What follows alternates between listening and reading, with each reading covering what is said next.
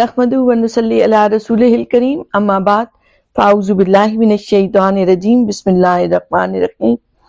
آج ہم سورہ بقرہ کی آیت نمبر 213 سے شروع کر رہے ہیں، جس میں اللہ رب العزت نے ارشاد فرمایا کان الناس امۃ واحدۃ، ابتدا میں سب لوگ ایک ہی دین پر تھے۔ دین کی تاریخ لکھنے والے اس کے آغاز، اس کی نشو و نما اور اس کے عروج کی داستان لکھنے والے اس سوال کا جواب تلاش کرنے کے لیے مدتوں سرگرداں رہے کہ دین کی ابتدا کیوں کر ہوئی، اور ان کی طویل تحقیق کا نتیجہ یہ تھا کہ انسان ابتدا میں مشرک تھا اور عقیدہ توحید تک اس کی رسائی آہستہ آہستہ سینکڑوں صدیوں کے بعد ہوئی۔ قرآن مجید بتاتا ہے کہ یوں نہیں بلکہ انسان اول حضرت آدم علیہ السلام وہ اللہ کو ماننے والے تھے اور شرک سے ان کا کوئی سروکار نہ تھا۔ عرصہ دراز تک ان کی اولاد عقیدہ توحید پر ثابت قدم رہی۔ قرآن مجید نے اس سوال کا جواب جو صدیوں پہلے دیا تھا اور جس کو تسلیم کرنے کے لیے یورپ کے محقق کل تک تیار نہ تھے، آج مجبوراً اس کو تسلیم کر رہے ہیں۔ آثار قدیمہ کے ماہرین انسانیات اور اجتماعیات کے علماء سر چارلس، پروفیسر لنگڈن اور پروفیسر شمڈٹ کا یہی فیصلہ ہے کہ انسان کا دین اولین دین توحید تھا۔ اور جناب علامہ نعیم الدین مراد آبادی فرماتے ہیں کہ حضرت آدم علیہ السلام کے زمانے سے عہد نوح تک سب لوگ ایک دین اور ایک شریعت پر تھے، پھر ان میں اختلاف ہوا تو اللہ تعالیٰ نے حضرت نوح علیہ السلام کو مبعوث فرمایا۔ حضرت نوح علیہ السلام بعثت میں پہلے رسول ہے۔ ایک نبی ہوتے ہیں جیسے 1,24,000 انبیاء آئے، تو کچھ رسول ان میں اور زیادہ جو بلند مرتبہ کے تھے انبیاء میں، وہ رسول کہلائے۔ تو حضرت نوح علیہ السلام پہلے رسول ہیں، تو ان کا یہاں ذکر آیا۔ پھر یہاں آپ غور کریں تو امتم واحدتن کا ذکر آیا، پھر اس کے فوراً بعد ذکر آتا ہے فَوَاسَ اللَّهُ النَّبِيِّينَ مُبَشِّرِينَ وَمُنذِرِينَ، کہ پھر اللہ نے بھیجے انبیاء خوشخبریاں سنانے والے اور ڈرانے والے۔ تو یہاں بتایا جا رہا ہے کہ پہلے ایک ہی دین پر تھے، پھر ان میں اختلاف ہوا۔ اب اس آیت کا مطلب سمجھ میں آ جاتا ہے کہ جب مدت دراز تک ایک ہی امت رہے، اللہ کو ماننے والے رہے، بعد میں نسل انسانی جو بڑھتی گئی تو لوگ اپنے مزاجوں اور طبیعتوں کے اختلاف کی وجہ سے آپس میں جھگڑنے لگے، اور آدم علیہ السلام کی اولاد ٹولیوں میں اور گروہوں میں تقسیم ہوتی گئی۔ پھر بھٹکے ہوں کو راہ راست پر لانے کی ضرورت پڑی۔ اختلاف کی آگ کو بجھانے کے لیے اصولوں کی ضرورت تھی۔ اللہ نے ایسے میں انبیاء کرام مبعوث فرمائے، ان کو آسمانی کتابیں عطا فرمائیں۔ انبیاء کرام نے اپنی واعظ و نصیحت سے ان کو اس جھگڑا بازی سے، فرقہ بندی سے نکالنے کی کوشش کی، تاکہ منتشر انسانوں کی یہ ٹکڑیاں پھر ایک قوم بن جائیں۔ اب یہاں غور کریں تو مبشرین و منذرین، یہ اچھی باتوں پر خوشخبریاں سناتے تھے، وہ منذرین اور ڈراتے تھے کہ ایک دن آئے گا تمہیں جواب دینا ہے اللہ کی بارگاہ میں۔ وَأَنزَلَ مَعَهُمُ الْكِتَابَ بِالْحَقِّ لِيَحْكُمَ بَيْنَ النَّاسِ فِيمَا اخْتَلَفُوا فِيهِ، اور نازل فرمائی ان کے ساتھ کتاب برحق تاکہ فیصلہ کر دے لوگوں کے درمیان جن باتوں میں وہ جھگڑنے لگے تھے۔ وَمَا اخْتَلَفَ فِيهِ، اور کسی نے اختلاف نہیں کیا اس میں، إِلَّا الَّذِينَ أُوتُوهُ مِن بَعْدِ مَا جَاءَتْهُمُ الْبَيِّنَاتُ، سوائے ان لوگوں کے جنہیں کتاب دی گئی تھی بعد اس کے کہ آ گئی تھی ان کے پاس روشن دلیلیں، بغین بینہم، کہ وہ اس کی وجہ کیا تھی، ایک دوسرے سے حسد تھا۔ فہد اللہ الذین آمنوا، اللہ نے پس ہدایت بخشی انہیں جو ایمان لائے تھے، لما اختلفوا فیہ من الحق باذنہ، ان سچی باتوں پر جن میں وہ اختلاف کیا کرتے تھے، باذنہ اپنی توفیق سے۔ واللہ یہدی من یشاء الی صراط مستقیم، اور اللہ تعالی ہدایت دیتا ہے جسے چاہتا ہے سیدھے راستے کی طرف۔ اب ان الفاظ کے ذریعے تاریخ انسانی کے ایک بہت بڑے المیہ کا ذکر کیا جا رہا ہے، اور وہ المیہ کیا ہے کہ وہ کتاب جو اتحاد پیدا کرنے کے لیے نازل کی گئی تھی، اس کو جاننے اور سمجھنے والوں نے اس کتاب کے ذریعے اس کو ماننے والی امت کو ٹکڑے ٹکڑے کر دیا۔ اب یہاں جو ذکر آیا کہ سوائے ان لوگوں کے جنہیں کتاب دی گئی تھی، بعد ازاں کے آ گئی تھی ان کے پاس روشن دلیلیں، ان کو بتا دیا گیا تھا، مگر اس کے باوجود ان لوگوں نے اس کتاب کو ایک طرف رکھ دیا اور اپنی ذاتی اناد کو زیادہ ترجیح دی۔ ان کا باہمی اختلاف اور فرقہ بندی یہ کسی نیت کے حسن کی وجہ سے نہیں تھی، بلکہ اصل میں کیا تھا، بغیم بینہم، کہ ان کے اندر حسد، اناد اور سرکشی کا جذبہ تھا، جس نے ملت کی وحدت کو ٹکڑے ٹکڑے کر دیا، پارا پارا کر دیا۔ پھر فرمایا کہ یعنی کتاب سے ہدایت ان لوگوں کو مل سکتی ہے جو سچے دل سے ایمان لاتے ہیں۔ فَعَدَ اللَّهُ الَّذِينَ آمَنُوا، تو جو کتاب پر ایمان لائیں انہیں ہدایت ملتی ہے، اور جو کتاب کے احکامات کی تعمیل کرتے ہیں۔ مگر جو لوگ من گھڑت معنوں کا لباس اللہ کی آیات بینات کو زبردستی پہنا دیتے ہیں اور اسے اپنے علم و کمال کا کرشمہ سمجھتے ہیں، وہ کبھی اس سے ہدایت نہیں پا سکتے، کیونکہ ان پر دنیا داری غالب رہتی ہے، وہ دنیا کے لیے عمل کر رہے ہوتے ہیں، وہ اپنی ذاتی خود غرضی میں عمل کر رہے ہوتے ہیں، اس لیے وہ اس سے ہدایت نہیں پا سکتے۔ اب یہاں یہ بھی بتایا جا رہا ہے کہ دیکھیں اللہ نے حضرت آدم، حضرت شیس، حضرت ادریس پر صحیفے اتارے، حضرت موسیٰ علیہ السلام پر توریت آئی، حضرت داؤد علیہ السلام پر زبور آئی، حضرت عیسیٰ علیہ السلام پر انجیل اور خاتم الانبیاء نبی کریم علیہ السلام پر قرآن مجید آیا۔ یہ اختلاف جو ان کے اندر ہوتا تھا، یہ اختلاف تبدیلی، تحریف، ایمان اور کفر کے ساتھ تھا، جیسا کہ یہود اور نصارہ سے واقع ہوا، اور یہ بتائی اس لیے جا رہی ہیں باتیں بار بار مسلمانوں کو کہ اس سے پہلے یہ ہو چکا ہے، اب تم لوگ آگاہ رہو، کیونکہ ایک تو حسن نیت کی ضرورت ہے، اخلاص کی ضرورت ہے، تمہارے باطن، تمہارا دل کا عمل تمہارے اعضاء کے اعمال پہ زیادہ مقدم ہے۔ تو اچھی سوچ، اچھی فکر، اللہ کی رضا اور خوشنودی کا خیال ہدایت کی راہ پر رکھتا ہے۔ پھر بندہ جب کتاب پڑھتا ہے اللہ کی عطا کردہ، تو اس سے بھی ہدایت اور روشنی کو پاتا ہے، لیکن اگر وہ اس کے اندر بد نیتی رہے تو انہی آیات بینات کو وہ مختلف معنی پہنا دیتا ہے، اور یاد رکھ وہ اللہ کی بارگاہ سے رد کر دیا جاتا ہے، کیونکہ اس پر خود غرضی، حسد اور اناد غالب تھا۔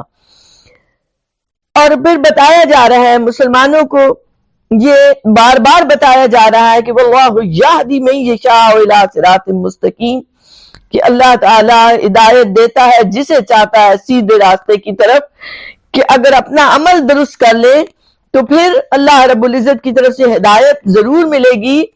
من یشاء میں وہ آتا ہے کہ اس نے کب چاہا کہ اس کے بندے نافرمانیاں کریں، وہ تو چاہتا ہے کہ بندے ہدایت کو پا جائے۔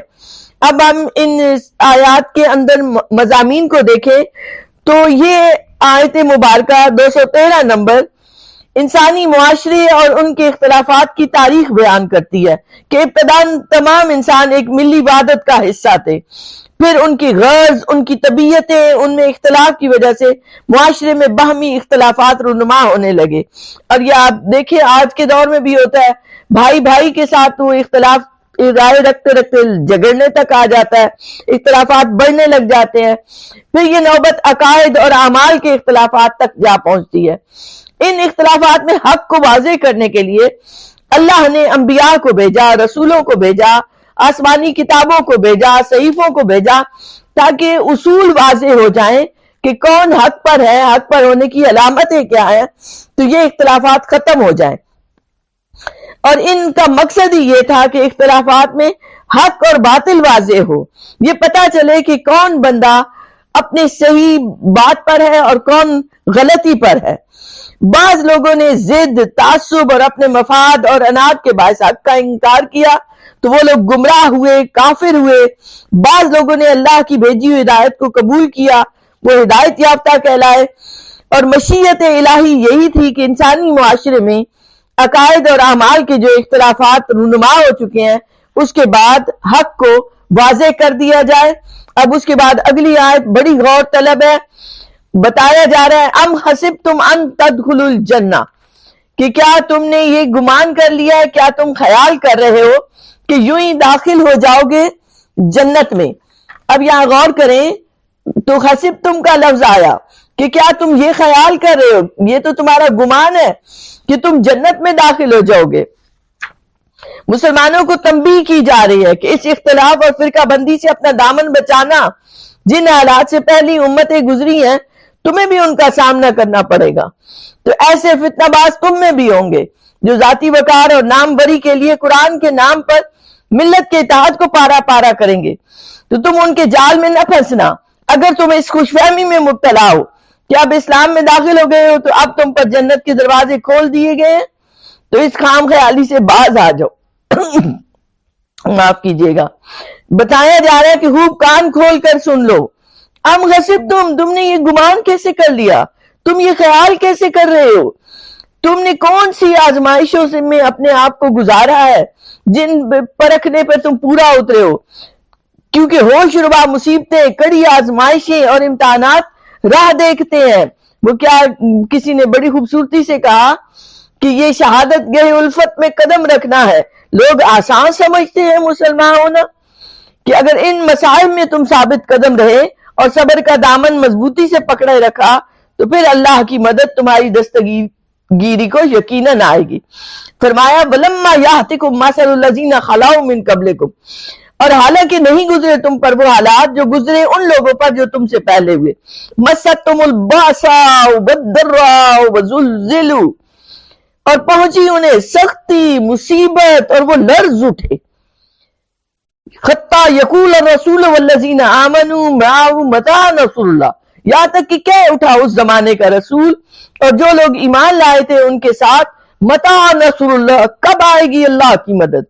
اَلَا إِنَّ نَصْرَ اللَّهِ قریب، تو سن لو یقیناً اللہ کی مدد قریب ہے۔ اب اس آیت مبارکہ میں یہ جو 214 نمبر ہے اس میں بتایا گیا ہے کہ بلا محنت و آزمائش جنت نصیب نہیں ہوگی۔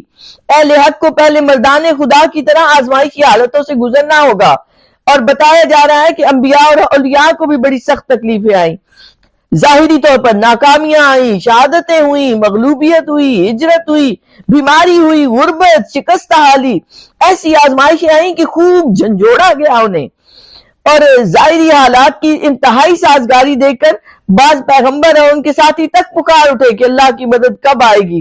اس وقت انہیں رحمت الہیہ نے پکارا کہ مدد قریب ہے، ثابت قدم رہو۔ گویا مدد الہی پر یقین قائم رکھنے کا حکم دیا گیا۔ اب یہاں بار بار یہ بتایا جا رہا ہے کہ حق کی علامت یہ نہیں کہ ظاہراً ناکامی اور پریشانی نہ آئے۔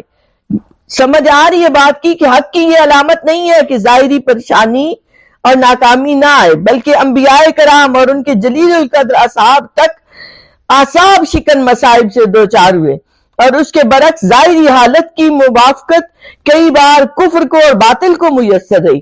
باطل ہنستا کھیلتا ہے، باطل کے پاس ساز و سامان ہوتا ہے، تو ظاہری حالات دیکھ کر یہ مت سمجھے کہ جس کے پاس ظاہری آسائشیں ہیں وہ بڑا اللہ کے قریب ہے۔ نہیں، ایسا نہیں ہو سکتا۔